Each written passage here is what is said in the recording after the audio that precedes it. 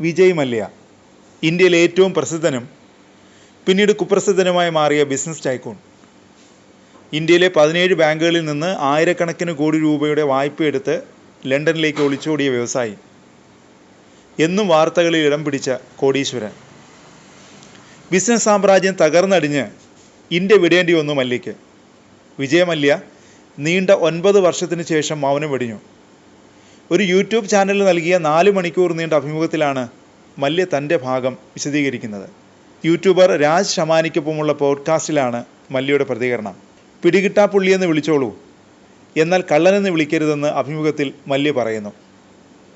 2016 ശേഷം ഇന്ത്യയിലേക്ക് വന്നിട്ടില്ല, അതിനാൽ പിടികിട്ടാപ്പുള്ളിയെന്ന് വിളിക്കാം. ഞാൻ ഒളിച്ചോടിയിട്ടില്ല. ഇന്ത്യ വിട്ടത് മുൻകൂട്ടി നിശ്ചയിച്ചത് അനുസരിച്ചാണ്. പിന്നീട് ഇന്ത്യയിലേക്ക് തിരിച്ചു വരാത്തതിന് പിന്നിൽ വ്യക്തമായ കാരണമുണ്ടെന്നും വിജയ് മല്യ പറഞ്ഞു. നീതിപൂർവമായി വിചാരണ നടന്നാൽ അന്തസ്സോടെ ജീവിക്കാൻ കഴിയുമെങ്കിൽ ഇന്ത്യയിലേക്ക് തിരിച്ചു വരാൻ തയ്യാറാണെന്നും അദ്ദേഹം വ്യക്തമാക്കി. എന്നാൽ അങ്ങനെ സംഭവിക്കുമെന്ന വിശ്വാസം തനിക്കില്ലെന്നും അദ്ദേഹം കൂട്ടിച്ചേർത്തു. 9,000 കോടി രൂപ വായ്പയെടുത്തുവെന്ന ആരോപണം മല്യ നിഷേധിച്ചു.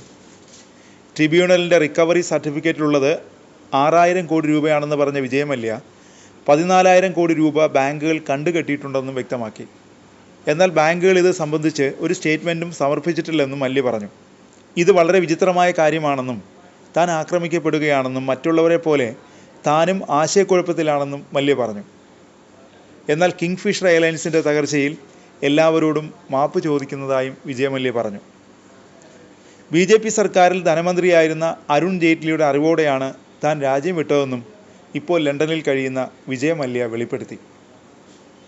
UPA സർക്കാരിൻ്റെ കാലത്തെ ധനമന്ത്രിയും പിന്നീട് രാഷ്ട്രപതിയുമായ പ്രണബ് മുഖർജിയുമായുള്ള കൂടിക്കാഴ്ചയെക്കുറിച്ചും വിജയ് മല്യ വിശദീകരിച്ചു. 2005 കിങ്ഫിഷർ എയർലൈൻസ് ആരംഭിച്ചു. സേവനത്തിൻ്റെ മികവിന് വലിയ പ്രശംസയും ലഭിച്ചു. എന്നാൽ ആഗോള സമ്പദ് വ്യവസ്ഥ തകർന്നതോടെ സാമ്പത്തിക ബുദ്ധിമുട്ടുകൾ വർദ്ധിച്ചു. വഷളാകുന്ന സാമ്പത്തിക അവസ്ഥ തിരിച്ചറിഞ്ഞ് കിങ്ഫിഷറിൻ്റെ പ്രവർത്തനങ്ങൾ ചുരുക്കാൻ അനുമതി തേടി പ്രണബ് മുഖർജിയെ സമീപിച്ചു. മല്യയുടെ വാക്കുകൾ ഇങ്ങനെ: ഞാൻ പ്രണബ് മുഖർജിയെ സമീപിച്ചു. എനിക്കൊരു പ്രശ്നമുണ്ടെന്ന് പറഞ്ഞു. ഈ നിരാശയുണ്ടാക്കുന്ന സാമ്പത്തിക സാഹചര്യത്തിൽ പ്രവർത്തിക്കാൻ കഴിയാത്തതിനാൽ കിങ്ഫിഷർ എയർലൈൻസ് വിമാനങ്ങളുടെ എണ്ണം കുറയ്ക്കുകയും ജീവനക്കാരെ പിരിച്ചുവിടുകയും ചെയ്യുന്നു.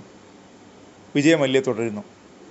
സർവീസുകൾ കുറയ്ക്കരുതെന്നാണ് പ്രണബ് മുഖർജി പറഞ്ഞതെന്നും വിജയ് മല്യ വെളിപ്പെടുത്തി. നിങ്ങൾ തുടരുക, ബാങ്കുകൾ നിങ്ങളെ പിന്തുണയ്ക്കുമെന്നാണ് പ്രണബ് മുഖർജി പറഞ്ഞതെന്നും അങ്ങനെയാണ് എല്ലാ കുഴപ്പങ്ങളും തുടങ്ങിയതെന്നും വിജയ് മല്യ പറഞ്ഞു.